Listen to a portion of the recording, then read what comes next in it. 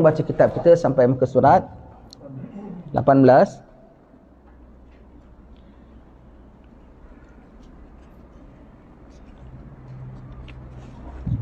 Sampai syarat-syarat wuduk, tahu akan kefarduannya. Tak tahu fardu tak boleh. Itu segala ibadat ya. Itu sembahyang nak kena tahu segala fardunya, bezakan antara rukun dengan sunnahnya. Itu namanya menghalusi ibadat. Cuci muka, apa hukumnya? Dia sunat ya? Betul? Betul, cuci muka sunat. Kalau kita cuci muka kita bilang sunat, tak sah wuduknya walau kita cuci muka sekalipun. Itu maksudnya. Cuci tangan sampai ke lengan, apa hukumnya? Ya rukun. Fardu maknanya, rukun tu maknanya fardu, tak boleh tidak, tak sah wuduk. Bilang sunat saja, tak sah wuduk kita walaupun kita cuci tangan sekalipun. Tetapi di situ kalau yang perkara sunat kita bilang fardu, kita tak tahu umpamanya. Kita bilang cuci telinga tu fardu tau, rukun. Sah wuduknya. Kenapa? Perkara kecil kita pasangkan lesen besar, sah. Perkara besar kita pasangkan lesen kecil, tak boleh. Begitu ya. Kalau kita pulaknya tak pasti. Dalam wuduk ada sunat, ada wajib, ada rukun, ada sunat. Aku tak pasti yang manalah. Pun sah juga. Asal jangan dia menentukan satu-satu rukun sebagai sunnah, tak sah. Komor-komor dan cuci muka. Salah satunya sunnah. Aku tak pasti yang mana. Pun masih sah. Asal jangan dia bilang cuci muka itu adalah sunnah. Begitu ya. Kena tahu mana fardu, mana sunnah. Baik. Cuci tangan. Cuci tangan kan? Cuci tangan pada wuduk.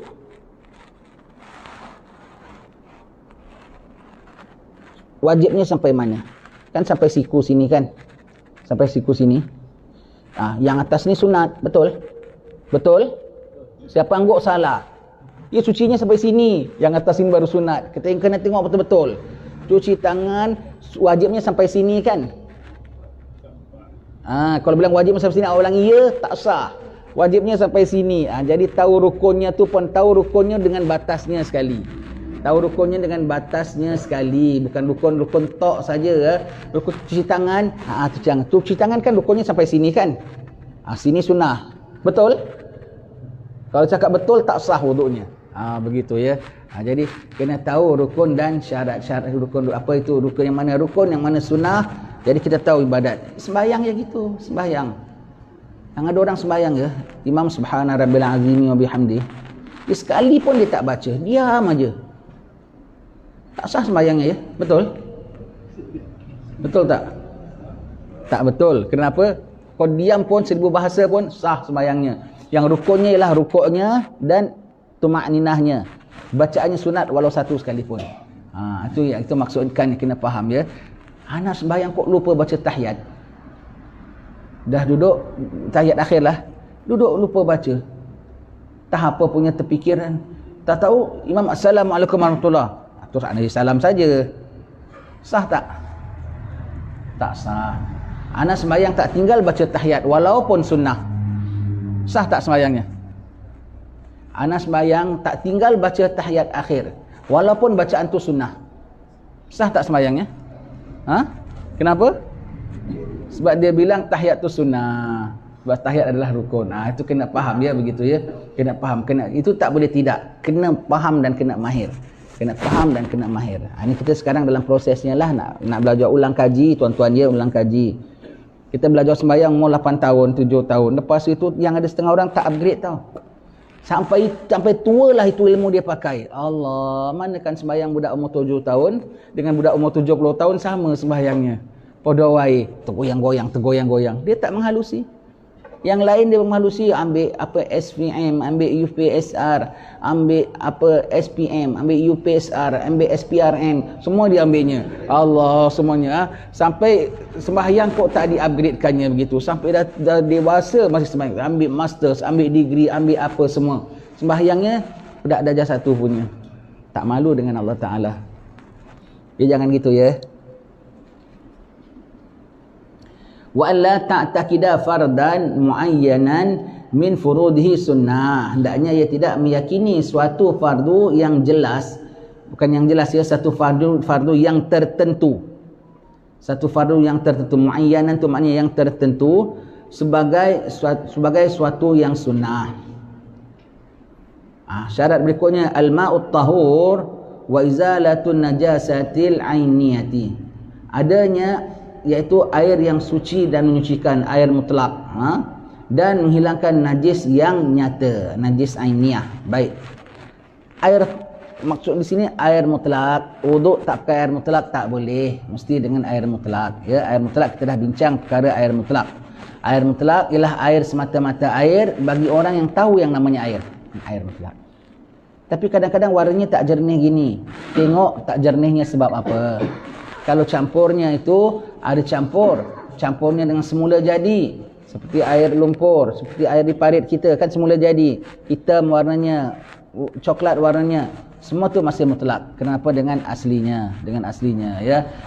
Yang nama air mutlak ialah yang turun dari langit dan terbit daripada bumi. Termasuklah air hujan, air sungai, air kolam, air laut, air perigi, semuanya itu, air embun, air salji, semuanya itu, ya. Semuanya itu. Apa warnanya sekalipun, asalnya keluarnya begitu, ngalirnya begitu, begitulah namanya masih mutlak. Jadi kalau kita tak ada air nak air sembayang, air parit kita ni kan warnanya keladak, boleh ambil wuduk tak? Boleh, itu namanya mutlak. Itu namanya airnya masih mutlak. Baik. Ada air putih gini, saya ambil tanah satu, saya ambil satu gayung air daripada parit. Warnanya keladak. Saya ambil satu gayung air jernih, saya ambil tanah, saya keladak, biar sama warnanya. Boleh tak? Tak boleh, tak boleh. Kerana yang itu dengan perbuatan kita. Itu perbuatan kita. Banyak bahagian pecahan air, banyak, ya. Nanti kita boleh ulang kaji. Semuanya itu tentang air. Air bercampur dengan sesuatu yang boleh larut. Air bercampur dengan sesuatu yang tak boleh larut. Air bercampur dengan sesuatu yang boleh larut seperti Ovaltine, tepung gandum. Air bercampur dengan sesuatu yang tak boleh larut seperti sebuku halia. Semua tu ada hukumnya. Dia bercampur dengan sesuatu yang tak boleh larut. Banyak ubahnya. Air tu tetap namanya mutlak. Kenapa? Halia bukan mengubah air. Halia hanya pengaruh air. Maka airnya masih mutlak, boleh pakai. Air bercampur dengan sesuatu yang larut. Air satu besin, satu baldi gini, satu mangkok, jatuh ke dalamnya satu sudu tepung gandum. Kalau ubahnya tu sikit, masih nampak jernihnya juga, hanya keladak sikit saja, air tu masih mutlak. Air tu ubahnya dengan banyak sehingga hilang nama airnya, disebut sebagai air Ovaltine, maka kiranya bukan air mutlak, hilang mutlaknya, begitu ya. Dan situ ada air mutanajis, ada air musta'mal, ada air yang makruh dipakai. Semua tu kita dah bincang dalam bab air, ya. Baik. Jadi tak boleh tidak dengan air mutlak. Baik, ingat ya. Mengangkat wuduk yang fardu dan yang sunat tetap dengan air mutlak. Tetapi yang membuat air tu hilang mutlak hanya cucian yang pertama. Cuci yang pertama rukunkan dengan air mutlak. Cuci kedua dengan air mutlak. Cuci ketiga pun sunnah juga dengan air mutlak. Tidak yang nama cuci, baik yang fardu ataupun yang sunnah, kecuali dengan air mutlak. Tetapi air yang jatuh ni, yang lepas kita cuci yang pertama, dia jatuh, namanya air mustamal. Kerana dia sudah angkat hukum. Cuci yang kedua, muka hadas dah tak ada, dah angkat dengan cuci yang pertama. Cucinya pakai air mutlak, tapi jatuhnya airnya masih tetap mutlak. Kenapa? Dia tidak angkat hukum. Hukum dah terangkat dengan air pertama. Cuci yang ketiga, pakai air mutlak. Jatuh airnya, kita tadah, airnya masih mutlak. Kenapa? Dia tidak angkat hukum. Begitu tuan-tuan ya. Ini jangan kita keliru. Kita bilang yang kedua, yang ketiga, airnya tidak mengubah mutlak. Jadi boleh tak cuci dengan tak air mutlak? Ya tak boleh, kena air mutlak juga. Cucinya tetap dengan air mutlak. Cuma baki dari yang pertama menjadi musta'mal, baki dari yang kedua, yang ketiga tidak jadi musta'mal. Ya, baik. Dan hilangkan najis yang ainiyah. Kalau najis ainiyah, tengah ambil wuduk, tengok loh kok ada taik burung. Tak boleh dengan airnya sekali kita capu. Berubah airnya jadi airnya mutanajis. Tapi kalau najisnya setakat hukumiyah. Hukumiyah tu apa? Najisnya dah tak nampak lagi. Merahnya dah tak ada, hitamnya dah tak ada, baunya dah tak ada, cuma belum dilalukan air. Kita dah kesat umpamanya dengan tisu, dah tak ada apa-apa sekali, dilalukan air, maka air itu boleh kerjanya 2 in 1. Air yang mengalir itu kerjanya mengangkatkan hukum najis berserta mengangkatkan hadas. Boleh. Tapi kalau ada dia punya najisnya masih setumpuk, air itu tak boleh melalukan najis serta mengangkatkan hadas. Tak boleh. Pasal airnya menjadi air mutanajis kerana najisnya masih ada. Kalau najisnya sudah tidak ada, hanya tinggal hukumnya saja, maka air yang mengalir itu dua kerja boleh buat. Iaitu apa? Mengangkatkan hukum najis serta mengangkatkan hukum hadas. Ini mazhab kita Syafi'i. Mazhab kita Syafi'i cermat. Kalau mazhab Maliki semua lain ceritanya. Mazhab Maliki dia tak ada air banyak, tak ada air sedikit. Tidak ada air mutlak, tak ada air mustakmal. Senang tak? Air mazhab Maliki ya. Mazhab Maliki. Dia tak ada sebut air banyak, tak ada sebut air sikit, tak ada sebut air mustakmal. Hanafi pun lebih kurang begitu. Yang agak cermat adalah mazhab kita Syafi'i ya.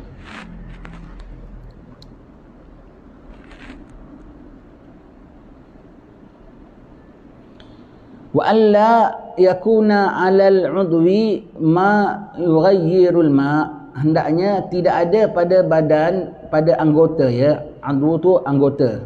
Tidak ada pada anggota orang yang berwudu itu sesuatu tidak terdapat sesuatu yang mengubah air. Baik. Tidak boleh ada sesuatu yang mengubah air dan tidak boleh ada sesuatu yang menghalang air. Dua perkara yang berbeza. Tak ada perkara yang mengubah air. Seperti kita bilang mukanya ada bedak. Bedaknya tebal. Ambil wudu tak dibilas dulu. Ambil wudu tak dah tengok airnya keladak. Air berubah tak? Berubah. Jadi berubah. Itu dah mengubahkan air. Maka kita ambil air wudu dengan air yang berubah. Tak sah. Itu mengubah air. Itu mengubah air. Mengubah air. Baru lepas pakai minyak atar. Solat. Banyak ke sikit biasa minyak atar? Sikit ya. Kita ambil wudu. Agak-agaknya lah kalau kita tadah, kita cium air itu, agak-agak wangi ke tidak agaknya? Wangilah. Sikitlah wanginya. Ke wangi sangat? Wangi sikit. Sikit. Nombor satu, minyak dengan air tidak larut. Nombor dua, ubahnya sikit. Maka itu bukan ubah, namanya pengaruh saja. Pengaruh. Masih boleh. Masih boleh. Minyak yang sikit. Minyak yang sikit. Bedak lah tadi kita bilang ya, itu tak boleh. Baik, yang apa lagi kita bilang tak boleh? Benda yang menghalang sampainya air. Benda yang menghalang sampainya air seperti apa? Ada cat. Ada apa tau yang nak kena jaga? Varnish. Cat nampak warnanya, putih ke hijau ke biru. Kecuali warna coklat lah catnya. Kalau varnish tu jahat dia. Dia tak nampak, dia transparent. Varnish ya. Dia dah kering, dia nampak kilatnya atas kulit kita. Tapi bila kita ambil air kan basah, semuanya jadi kilat, tak nampak dia. Varnish tu jahat. Varnish ya, varnish kena hati-hati. Kemudian satu varnish, satu lagi yang nak kena hati-hati kalau siang ikan tamban. Ikan tamban yang kecil tu, kalau di siang sisiknya melekat, tak hilang kau, kecuali kau kena kikis gini baru hilang. Dijiruskan air pun tak nak hilang. Ikan kembung pun tak gitu. Ikan tamban yang kecil tu, sisik yang halus tu kalau dah melekat, kita tak perasan. Lepas ambil wudu kita tengok, aku kilat. Oh, ada sisiknya. Dah kering dia melekat situ ya.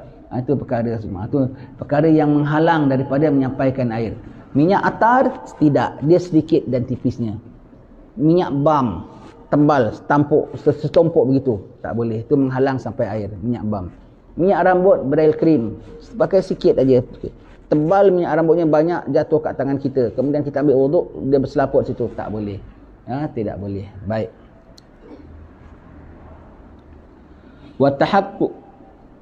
Wa tahaqqul muqtada in banal hal. Hendaklah ia meyakinkan dirinya dengan keadaannya suci ataupun batal. Syaratnya ya. Itu yang namanya jazm pada niat. Saja aku ambil air sembahyang, saja aku mengangkat hadas kecil. Kau kena yakin bahawasanya kau hadas kecil. Tak yakin hadas kecil, macam mana kau nak angkat hadas kecil? Itu namanya jazm pada niat, putus pada niat. Kena syarat ya. Contoh begini macam mana? Saya dah ambil sembahyang di rumah. Nak pergi sembahyang Masjid Abdullah Faqih. Dalam perjalanan mampir 7-Eleven. Hampir 7-Eleven, yang juru jualnya tu perawan Cina umpamanya lah. Aku beratur nak bayar, aku tengok dia kalau balikkan orang duit mesti dia thank you, kena tangan orang. Aku ni nak ambil, dah sembahyang. Sampai depan giliran dia, kawan kita pula ajak berbual.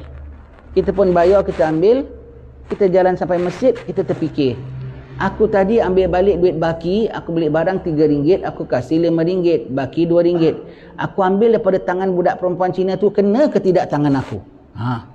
Apa nak bikin? Kena ke tidak? Tapi di rumah dah ambil wuduk belum? Di rumah dah ambil wuduk. Sekarang aku kena ke tidak? Kena ke tidak? Apa nak bikin? Ambil sembahyang saja lagi lah. Ambil sembahyang saja, tak susah kan? Ambil sembahyang saja lagi. Ambil sembahyang saja lagi ni yang nak kena jaga-jaga. Kau ambil sembahyang tu ada hadas ke tak ada hadas? Ambil sembahyang saja lagi lah. Saja ambil sembahyang kerana Allah Ta'ala. Saja aku angkat hadas kecil kerana Allah Ta'ala. Sembahyang. Sembahyang teringat, kenalah budak perempuan tadi. Aku terasa sejuk tangan dia, umpamanya. Kenalah. Tak sah sembahyangnya. Kerana wuduk yang pertama yang diambil dekat rumah batal kerana apa? Terkena tangan budak perempuan. Wuduk yang kedua tak pakai.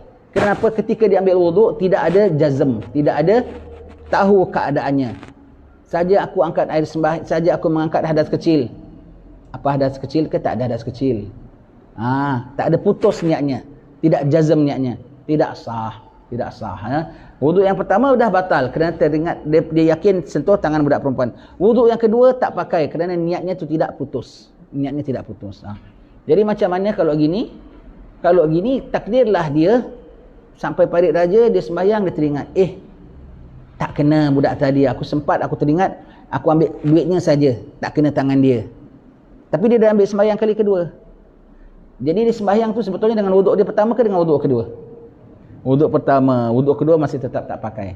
Jadi kalau gini timbul kes gini nak bikin apa?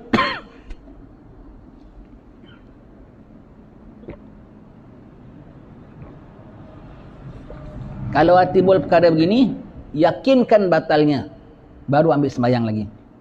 Macam mana? Ya kentut. Kalau boleh kentut.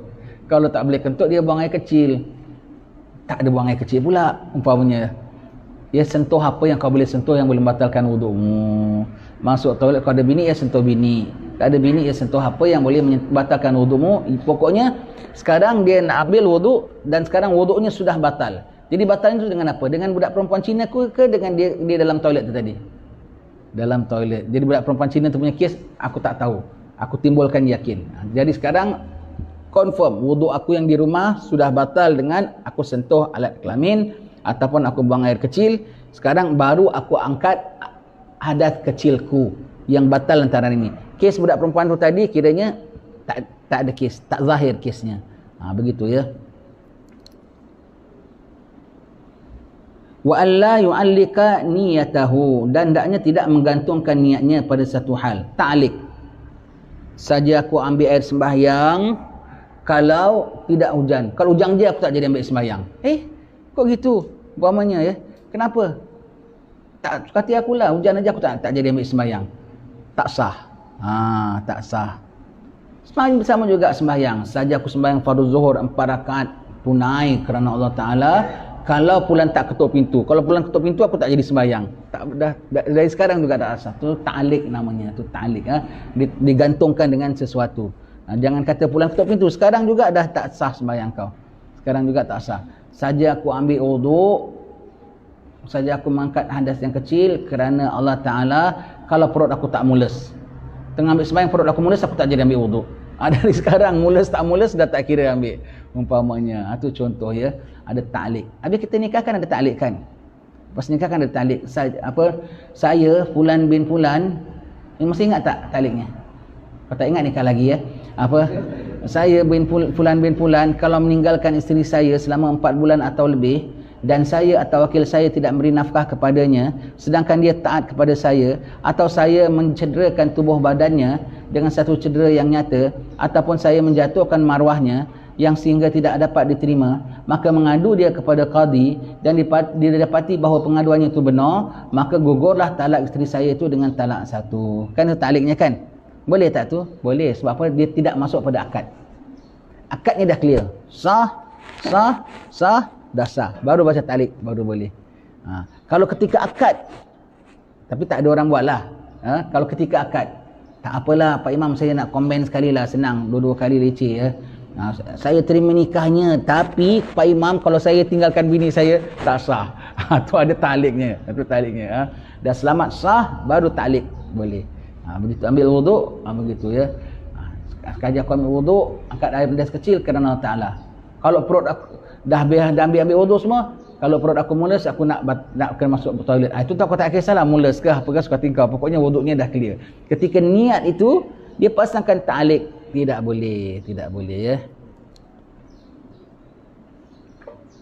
Ada orang suka ta'liq tau, jangan tahu ya. Nanti tak tu. Geram dengan bininya apa? Selangkah awak keluar, gugurlah tala awak. Betulkan bininya tak keluar. Betul sekali, besok bini nak pergi pasar, dah baik, dah tak ada maaf-maafan, besok bini nak pergi pasar pun tak boleh. Keluar je gugur talak. Keluar je gugur talak. Kalau kau talik apa tu?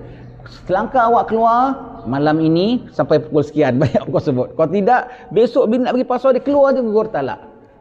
Kan ada orang suka cakap begitu kan? Awak pergi rumah mak awak saja, awak melangkah masuk saja, awak bukan isteri saya. Sampai bila? Yang dia tak cakap ta'liqnya tu, dia lepaskan saja begitu. Sampai bila-bila isteri dia tak boleh pergi rumah mak dia. Kecuali kau tarik balik. Kau tarik balik. Kau tidak, sampai bila-bila kau sebut, jadi. Begitu ya. Jangan suka ta'liq yang tidak-tidak. Yang kita ta'liq lepas nikah tu kan qadi yang dah setkan kan. Jadi ta'liqnya tidak ngawur. Ta'liq itu dah memang benda yang diperlukan.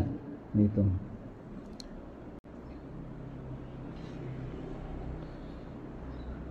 Wa ay yajriyal ma'a 'alal 'adwi. Hendaklah air tu mengalir atas anggota wuduknya, mengalir ya. Yang mana mencuci ialah mengalir. Bukan setakat basah saja. Basah tu namanya lap, kesat. Apalagi tekap. Jadi mesti mengalir. Orang demam ambil air basah itu tak sah kerana setakat kesat saja, air dia tak mengalir. Satu lagi nak kena hati-hati pergi umrah. Biasa kita dengar tau, setengah pegawai haji dia ceramah, alamak bilang ustaz ni kok cakapnya gini, tak sah orang punya wuduk nanti. Kalau batal dalam Masjidil Haram macam mana tuan-tuan sekalian? Ataupun dalam atas kapal terbang, kita tak boleh pakai air banyak. Masjidil Haram nak keluar bukannya senang nak cari tempat wuduknya, kau kena keluar, nak kena jauh semua. Ini dah nak waktu salat ni, waktu Jumaat macam mana? Bawa spray. Jadi kalau ambil wuduk spray saja. Dah tekan dah sekali begitu. Tak sah. Kerana tak cukup, airnya tak sampai mengalir. Kau ratakan sekat basah. Kau kena banyak sampai airnya boleh mengalir baru boleh. Kena spray sampai banyak, sampai lepas gini airnya boleh menitis tu maknanya mengalir. Mengalir tu maknanya barulah tercuci. Kalau setakat spray sekali dua kali tak boleh. Itu namanya baru membasahkan saja.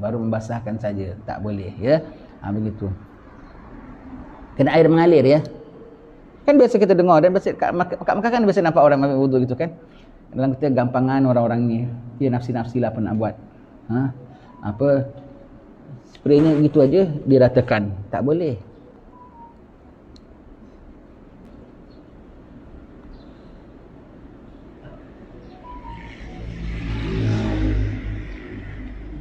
Wa dukhulul waqti lidaimil hadath. Dan masuknya waktu salat bagi orang yang senantiasa berhadas. Seperti apa? Orang istihadah, orang beser, salisul baul, orang salisul baul, dan orang-orang yang tayamum. Ada tayamum, tak boleh tidak, mesti dah masuk waktu baru boleh ambil sembahyang. Kenapa? Wuduk apa pasal anda? Orang ni pulaknya memang senantiasa tak boleh angkat hadas. Pasal hadasnya kekal. Beser aja ya. Maka dia senantiasa dia nak ambil wuduk tu mengangkat hadas dan dia senantiasa berhadas. Tapi dia nak sembahyang, angkat juga. Tetapi sekarang yang nama wuduk ialah rukun sembahyang. Yang nama sembahyang kalau dah masuk waktu sembahyang. Belum masuk waktu sembahyang, belum ada sembahyang dan belum ada syarat sembahyang, maka belum ada wuduk. Lepas tu tak boleh ambil wuduk.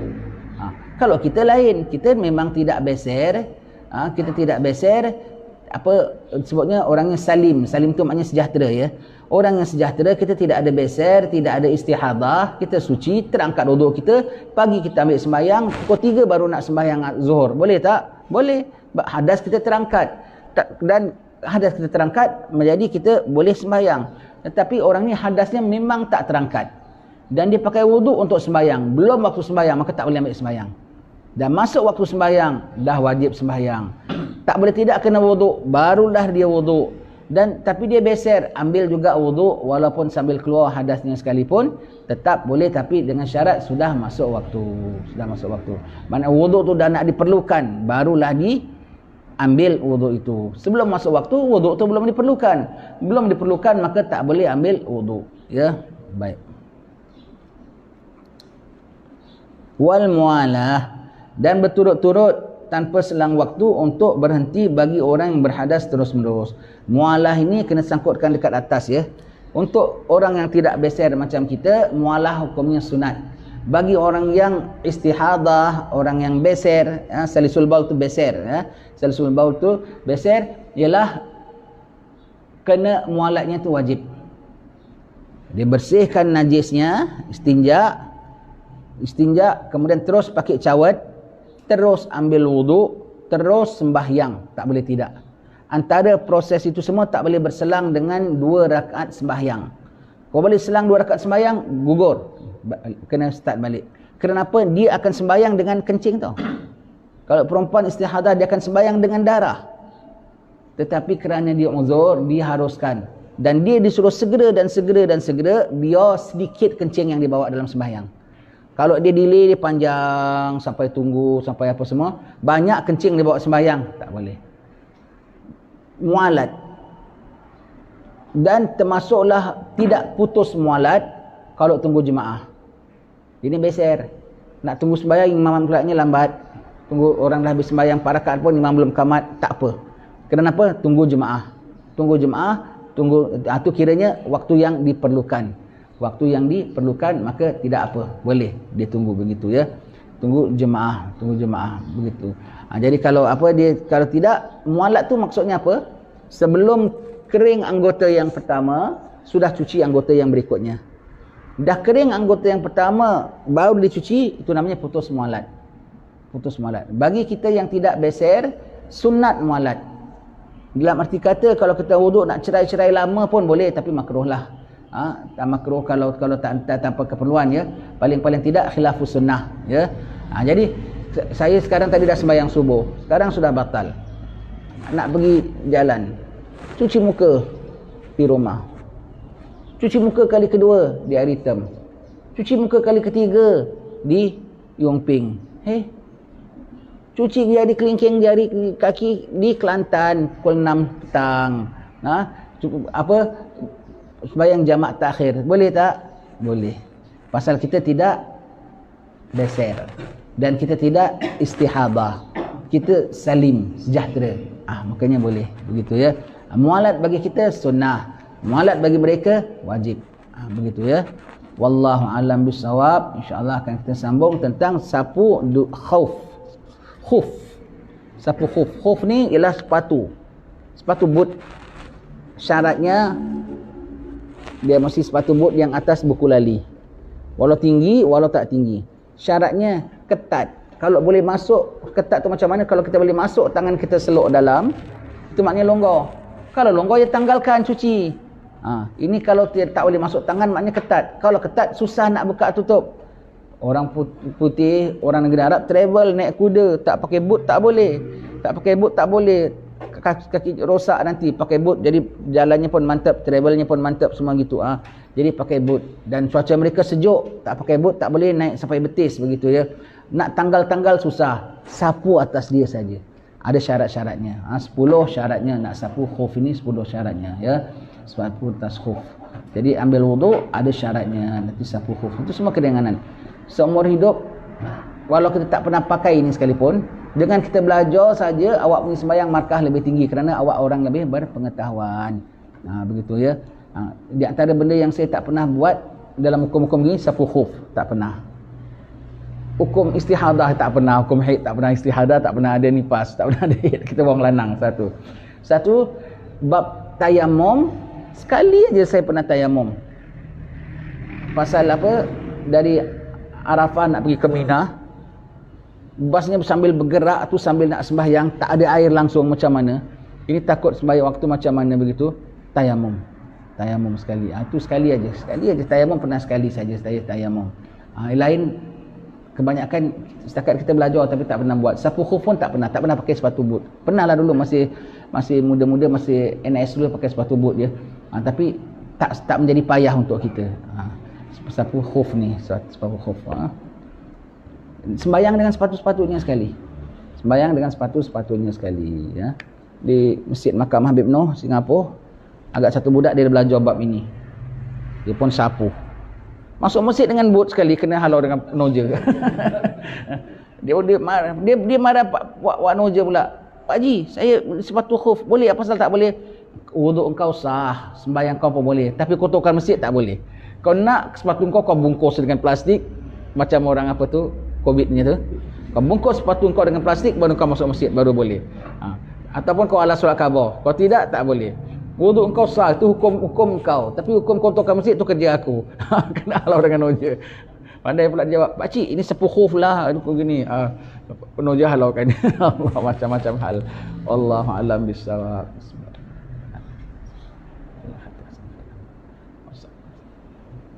Alhamdulillah rabbil alamin.